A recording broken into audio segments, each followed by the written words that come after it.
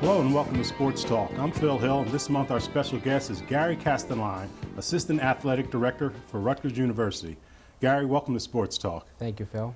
Gary, you are Assistant Athletic Director for Events and Operations, correct? Correct. Okay, and so this has to be a terribly exciting time for you because with all the new facilities that have come on Rutgers campus recently, you had to be a part of it. Definitely, it's a very exciting time. I'm actually the timing that I was promoted into this position about 2.5 years ago was the time that we learned that we were going to be building these new facilities. So I've had the opportunity to sit in on the design stages as well as the construction of the last year or so. Well, we had Doug Graber here recently, and who talked about the new football stadium, and he just was enthused to death. And I went out to visit it, and I see why he's enthused. Just a terribly impressive football stadium, and I say this not to recruit for Rutgers, but if your family and people haven't been out there, just go and see the stadium, and right away one will get excited about attending Rutgers games. Definitely. I think Coach Graber, the word that he uses all the time is spectacular. And that's exactly the feeling that you get when you walk into that stadium. The architects did a super job. A number of things really catch the eye. One thing I was pleased about is that they decided to leave the grass infield. Yes. And if you look from all around the stadium, there's nothing but grass. Do you plan on, I mean, even where the benches would be, there would be grass. Do you plan on allowing that to stay like that, or? Definitely. You know, the old Rutgers Stadium was a natural grass facility, and right from the get-go with this facility, everybody involved felt that we were going to have a natural grass surface. So we feel that we've got a great surface, and we had our consultant, who is actually a retired professor from Cook College, Dr. Henry Indike, who's world-renowned in his expertise with grass playing surfaces, and he was on the job right from the beginning, and we feel very lucky that we got a great facility in that respect. Well, again, just a beautiful structure. I tell you, I walked around, and then I went up on the, I guess you call it a monolith, the new section that stands out in the sky, about 5,000 seats on each side. Yes. And just breathtaking because you can get to see the World Trade Center and much of Pennsylvania and the Raritan Bay and the whole bit, and it's just a beautiful sight there. I imagine that those seats will be filled up rather quickly. I should hope so. And the sales right now for the football season coming up, we've already broken records for season tickets, and the pre-sale has been so good that you know, we are anticipating some great crowds this year. 42,000 seats, correct? Correct. 42,000 seats, which is, and the old stadium had about how many? 23,000. 23,000, so nearly doubling the capacity for Rutgers. I've been to a number of places. I've been to places like Penn State, I think, where they have nearly 100,000, in Nebraska, and the Orange Bowl, and places like that. Rutgers has increased the capacity by a great margin. Yet, I understand the significant thing about it is that they still maintain the coziness of our home, if you will. Right, exactly. And our landscape people have had a lot to do with that, as well as the architects, to keep that same feeling of Rutgers Stadium with the trees, especially in the open end zone where the scoreboard is. And they'll be adding to those areas, as well as some of the areas outside the stadium as you approach the main gate. They'll be adding to the landscape to keep that atmosphere. It's beautiful. You mentioned the scoreboard. The scoreboard was not an original part of the stadium. Correct. How did we get the scoreboard? Well, as we were going through the design stage last year, several people felt that the scoreboard that we had in the old stadium wasn't quite big enough. It really would be dwarfed by the new stadium. And there was a lot of work done in the athletic department this past winter, and several people on campus as well that helped us put together a package. And the new scoreboard is now in place, and the training is going to be taking place you know, prior to the season, so we'll be able to use it for football in '94, and it's being financed through the advertising that's on the board itself. Okay, sponsors, various sponsors. Correct, yes. Any idea how much it costs this sponsor? That goes through our marketing department. I see. Yes, and they take care of all that. Okay. What are some of the other features of the new stadium? Well, I mean, really everything is brand new. New concession stands, new bathrooms, new ticket offices, brand new press box, which is a two-level press box, very similar to that you would see like at a professional stadium, like a Giant stadium, where you have the working media on the top level and the radio TV on the lower level. These are all new features to the stadium. One of the things that we felt with the old stadium was that, especially with the bathrooms and the concession stands, that we really couldn't take care of a big crowd in the football stadium. We just didn't have the amenities to take care of people, especially at halftime. Now we feel that we have those things in place and we can take care of a large crowd. Wow. You mentioned the press. Just how many press credentials? How many people can the new stadium actually deal with? With the two levels, print media and the radio TV, it can hold about 150. Wow. Wow. I imagine then with that many press people, you're planning perhaps some major events. I mentioned to Doug Graber that this is the 125th year of college football, and it all started right here at Rutgers. Might there be some other events to come along as a result of that? Well, in association with this football season, the couple of the games are commemorating the 125th anniversary. There'll be some other things that will be going on surrounding the games themselves, some pre-game activities and some halftime activities that will commemorate the 125th anniversary, as well as one of the games this year will have a reenactment of the first game. Wow. Prior to the first game, prior to that particular game. That should be interesting. Will it be used for any Big East or Atlantic 10 happenings? At this point, NCAA is a definite. We're already going to be the host for the NCAA Lacrosse Championships, which is Memorial Day in 1997, 1998. That was awarded to us this summer, so we'll be looking forward to that. We've hosted that tournament 5 times in the past. And in addition to that, you know, there's the occasional NCAA soccer tournament. If our teams are lucky enough to get to that point, they usually will be hosted in a larger stadium. As far as Atlantic 10 or Big East tournaments, for the most part, we'll be able to host them in our new soccer lacrosse stadium. I don't want to put you on the spot, but as a youngster, my football playing days at South River, every Thanksgiving we played in Rutgers Stadium, New Brunswick versus South River. Right. And I think one of the things that has happened with Rutgers growing like it has is that for any high school now to have the thrill of participating at Rutgers University, I think the cost is prohibitive. Might you see something change in that area? Well, we're anticipating that next summer the All-Star game, the high school All-Star game, would come back to Rutgers Stadium. We used to have that several years ago, and it moved up to Giant Stadium for a number of years, Right. and I believe it was at Trenton State this past Correct. year. Right. But they've already been, the high school association has already been in touch with our people, and they were hoping to get in there this summer. Maybe would have been the first event in the new stadium. Unfortunately, the construction took a little bit longer, but we are anticipating that being back next summer. That would be great. What sort of impact do you think the new stadium and the excitement that I'm sure it will engender will have on the program? I think the new facilities, the new football stadium, the new soccer stadium, the new track and field complex, the Whirlwind Aquatic Center, which is only 3 years old and the state of the art for swimming and diving, as well as the athletic center that's been around for about 17 years now, and our bubble. We have as nice facilities as any college I would say at least in the East Coast, if not the nation, is when you put the whole package together. You combine that with us being a full member of the Big East starting in the fall of '95 for the '95-'96 season.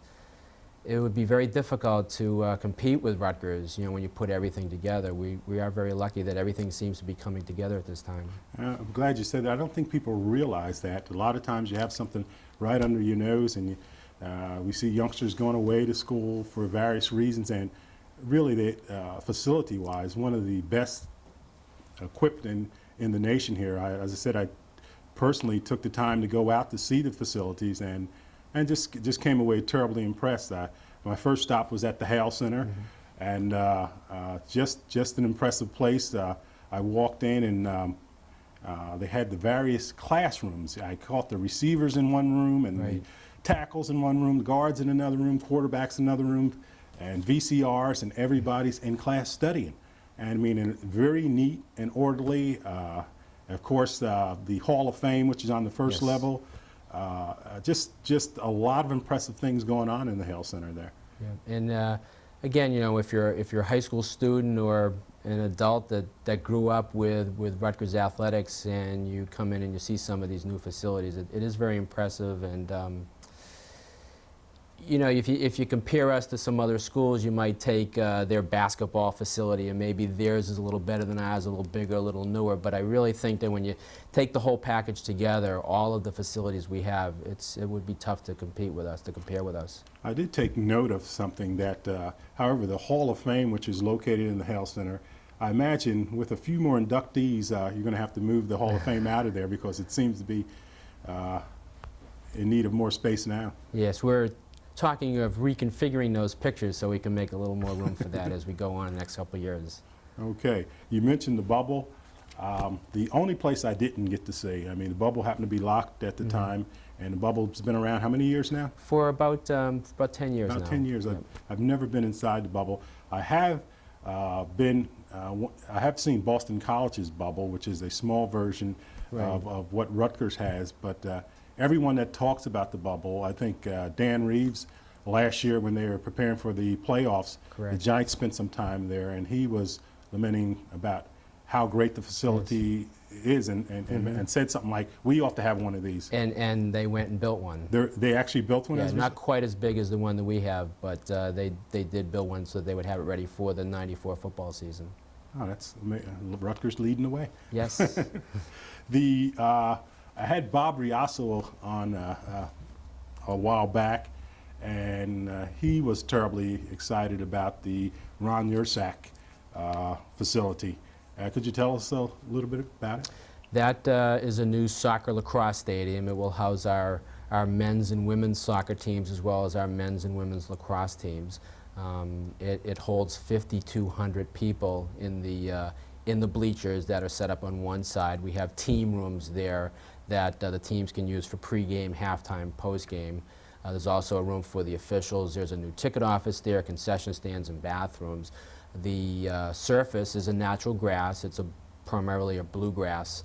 In fact, the grass, the sod that was laid down in the soccer lacrosse stadium is the exact same sod that's laid down in the football stadium.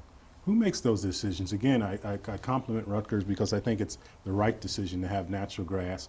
Who makes the decision as to whether you go AstroTurf or grass?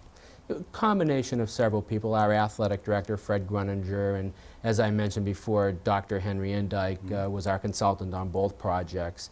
And several other people, our coaches obviously, in this case Coach Riasso and Coach Hayes, our men's lacrosse coach, Coach DeCilli, our women's soccer coach, as well as Coach Graber for the football stadium. They sat in a lot of the design meetings, and we all felt that just from the history that we've had for some of our other facilities, our grounds crew, our grass experts at Cook College, that we've had so many good people on campus that do such a great job with our grass fields that it was a natural for us to do it. I guess we should give Athletic Director Fred Gruninger a tip of the hat for the participative management. I mean, when Doug Graber was here, he talked about the fact that he was in from the very beginning and giving his opinion about how the football stadium should be designed. And now you tell me Bob Riasso had the same input for Yursak Field. So to include the head coaches, to get their views and whatnot, isn't something people always do. A lot of time, administration decides what they want to do, and they say, we're going to present it with you, and here it is. So no, our program committee, so to speak, or our users committee, was headed up by Fred Gruninger, our athletic director, but again, Coach Graber, Coach Riasso, Coach Hayes, Coach DeCilli, Mike Mulqueen, and Roberta Anthys, our track coaches, were involved with the design of our new track and field complex. And then we had people like myself, our ticket manager, Meg Blumquist, our director of media relations, Pete Kowalski. For everyone's area, everyone had input to help out, whether it was the press box or ticket offices or whatever it might be. okay. Question for you: where is the track? I looked. I remember the track being around the football stadium there, and went to see the football stadium, and no track. Where's the track? The track and field complex is behind the athletic center, behind the Lewis Brown Athletic Okay. Center, right next to our baseball softball complex. Okay, now I understand that's another area where they're very proud of. Yes, very much so. Again, our coaches really deserve a lot of credit for that. They, just from their expertise of being around the country and seeing different track and field complexes, they really put together a little bit of this and a little bit of that, and came up with a facility where they have dual runways for the dashes and the long jumps and the high jumps and the pole vaults, and really just taking advantage of you know, prevailing winds and things like that. So they really, I would say of all the facilities, maybe their input might have been the greatest percentage of the final result. I see. Rutgers seems to have the right balance. I mean, there are places that seem to be de-emphasizing sports and the participation in sports, and Rutgers seems to recognize that there's a place for proper balance. Academics certainly is important, and Rutgers has a super reputation in that area, but they seem to also recognize that if they're going to maintain that name in that area, they want to create proper balance by creating the best sports facilities that they can, and I think they've done that. Right, and Rutgers University does sponsor 30 intercollegiate sports, and they feel that that's their goal, is to offer a wide range of activities for the student body. The Werberlin Center, tell me a little bit about that. That's for our swimming and diving program is housed out of there. It also houses many recreation programs for the Rutgers students, and our former coach, Frank Elm, was very much involved with the design of that. And again, similar to some of the other facilities, took a little bit of a lot of the other facilities around the countries that he had visited in recent years. And you know, at the time when that opened about 3 years ago, it was felt that that was state of the art and probably among the top 5 or 6 in the country for a college facility. Okay, and then you mentioned the baseball complex before, and that is new as well? Baseball softball complex is behind the athletic center. That has been there for about maybe 11 or 12 years. I see. Again, with all this happening at Rutgers University, your role has certainly been key in it. It's something that you certainly have to feel good about. Where's it going to end? I mean, is Rutgers looking to do more? I hope not for a while. Keeps us busy, that's for sure, all the new facilities. Right now, our entire day is really just taken up just getting ready to open up the new facilities and just getting through the football season. You know, there are other sports that, you know, hopefully with time we can expand upon their facilities and improve upon their facilities. You know, we do feel very lucky that we have all of these newer facilities. Okay, I want to go back to the Hale Center for a while. Again, and I'm just walking around and looking, as I said, at the Hall of Fame, and then I walked into this weight room, and just struck me, just a very impressive weight room. I've been up to University of Pittsburgh and seen some of their places and some of the other colleges. I mentioned Boston College and so forth, but just a very impressive area. And again, if you're a young recruit, you know, that an athlete that, again, that's interested in a good education, but also interested in good facilities and whatnot, and you walk in the Hale Center and you see the setup that they have for conditioning, it's got to impress you. It's got to impress you a whole lot. Yep, definitely. Again, you know, just imagine yourself as a 17 or 18-year-old high school student walking in and just, again, seeing the weight room and just seeing the Hale Center and the Hall of Fame room, and then walking out and actually seeing the football stadium and seeing the bubble off to the side and the practice fields that are so well manicured, and you take all of that in, and it's something that people don't forget about very quickly.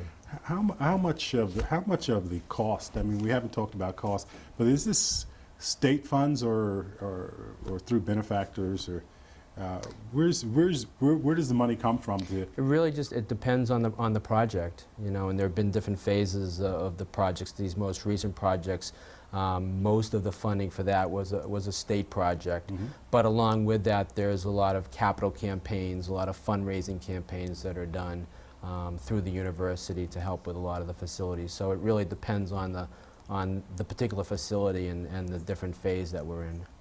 Okay. We didn't talk much about the Lewis Brown Athletic Center. I mean, it's the RAC as it's called, but it's been around how many years now? For about 16, 17 years. Has it been that long? Yes. From the old RAC? Right, from the College Ave Gymnasium. Wow. I'll tell you, that is a place that I've been to quite a bit, and again, another impressive facility. It is one of the places that it is used by high schools for state championship, county championship playoffs, and all-star games, things of that sort. Will that continue? That will continue. And for many years we've been hosting the Middlesex County boys and girls finals in February, and then we have several afternoons and evenings in the month of March where we host the group finals for the boys for the state tournament, as well as a couple of rounds of the Tournament of Champions. Let's see. Are there requirements, you move from one conference to the other, are there requirements, say, that the Big East may require that you have in regards to numbers or certain types of facility if in fact you're going to belong to that conference? I'm not aware of anything with specific size of facilities or types of facilities that you need to have for the Big East. The one thing that the Big East would look for is that if you're going to host a championship for a particular event, then obviously you've got to have a facility that, you know, holds X amount of people or is set up in a certain way that you can handle the media or the crowd for a certain type of an event. Okay. Events and operations, just how many other assistant athletic directors are there at Rutgers? There are actually 7 assistant directors, and each have their own area of expertise. We have one person that's finance and personnel, second person who's compliance, a marketing and communications individual, fundraising, director of sports medicine, who's actually our team physician, academic support, and myself. I think that's 7. It's big time. It's big business. It's not like the old days where you just ran around trying to find sites. It's really spread out all together. And then on top of that, you have a director of media relations, a business manager, and a ticket manager, and an equipment manager. So it's a pretty big staff. With the 30 sports and about 1,000 student athletes, it's very time consuming. Well, I ran into John Reardon. I believe he's the equipment manager, and I happened to see again his area. And you walk in there, and you got, you know, tons and tons of equipment, neat and orderly. I think the thing that strikes you the most about anyone that walks around Rutgers, and it's probably not the proper thing to say, but professionalism. You know, it's college sports, but professionalism, the fact that you have real professionals there that are doing the job. And I think Fred Gruninger is to be given some credit for that. Again, if you don't get around to see a lot of what's happening in the other colleges and universities, you don't really get a feel for how well Rutgers really has done, and they've done an excellent job. Thank you. Well, we're about out of time, Gary, but it certainly has been informative. I perhaps want to invite you back another time, and we can talk about more growth at Rutgers. But I want to thank you for joining us here today. You're welcome. Thank you. All right. So for Sports Talk, I'm Phil Hill saying join us next time.